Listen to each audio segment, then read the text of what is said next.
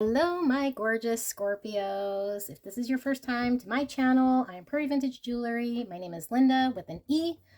We will be taking a look at Scorpio, so sun, moon, or rising sign. If you have sun, moon, or rising placements in Scorpio, or just any other significant planet in Scorpio here, we will be taking a look at your next 3 months as far as something secret or hidden happening using the Secret Tarot. So this will be very interesting to take a look at. So energy does fluctuate, right? So this is timeless. When you come across this reading will be when the messages are meant to find you, but it could very well be energies that you are exiting, current energies, or energies coming in the next 3 months. Okay, so just take what resonates. This is a collective reading, so not everything is going to 100% resonate with you. You never have to take any messages that I give you. I am just communicating from intuition and spirit. Always trust your intuition. Okay, so with that out of the way, thank you, Spirit, for a clear and concise message for Scorpio. And Scorpio, I'm so blessed. Thank you so much for allowing me to tap into your energy. We have the Two of Cups, the Queen of Wands, and the Page of Pentacles coming out first. So with the Two of Cups coming out, this is a romantic connection, okay? These are two people wanting to share their cup, their offering. With the Queen of Wands here, we are getting fire energy, Aries, Leo, Sag. So it could very well be your your sun, moon, or rising sign.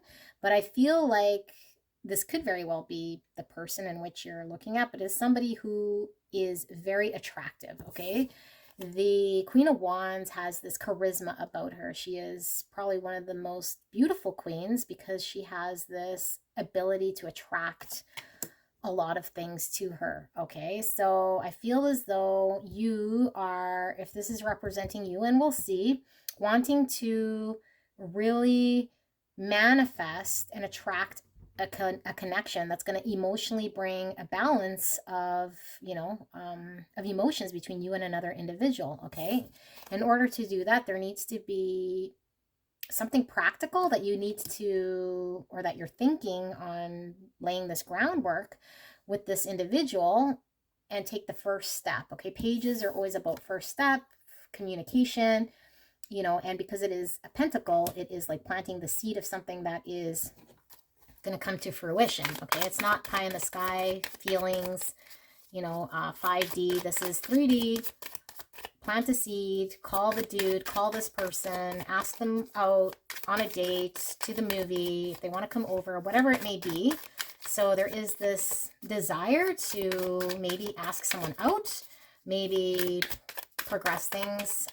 Well, it's not even progression. I see it's opening a door to it. So there's probably a new connection here going on, or at least returning to something that you want to reopen and start from the ground up. That could very well be the situation. Okay, so we'll ask Spirit for the next row here for Scorpio. So we have the Six of Cups in reverse. Yeah, looks like somebody from your past.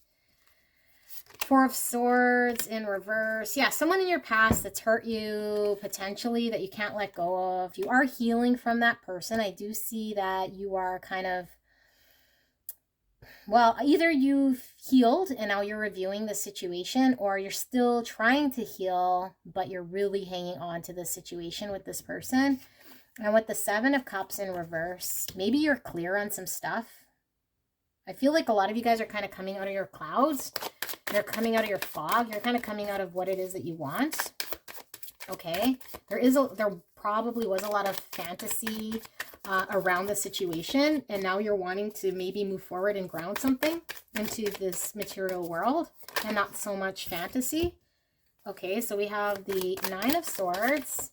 Okay, that's my mental health card. So when I see that, I'm going to just cover that up. But so mental health card, anxiety, even depression, right? Like really mentally kind of going through it, letting your thoughts kind of get the best of you. And I feel like it in reverse. I feel like a lot of you guys are coming out of that state, right? Like I feel like there's this desire to really like you're kind of head in the clouds. You've been thinking about someone from the past, really wanting something to work out and been in that energy so much. But I feel like there is this look now as to what is it that I want to bring forward into the future. And I have a decision that I should be making here based on me knowing all the facts, or at least getting my head out of the fog, that I got to ground something here, that I got to move something forward, that I got to balance out what this looks like so that I can move forward in my future, or at least take a really good look now at where it is I want to go, you know? And with this Three of Wands, I always feel like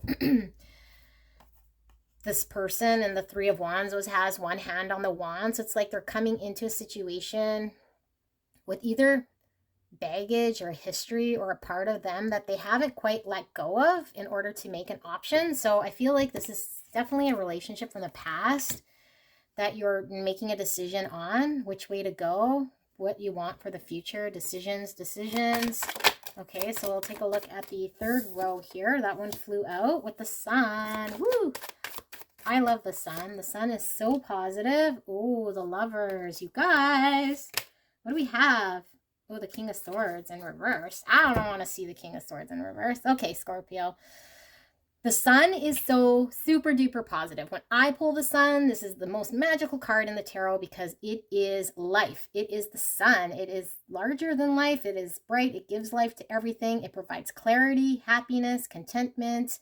The clarity is here. Like, I feel like there was fog, but it was like, it almost like you liked the living in fantasy, right? Like, okay, that was well lived, but there was mental anguish.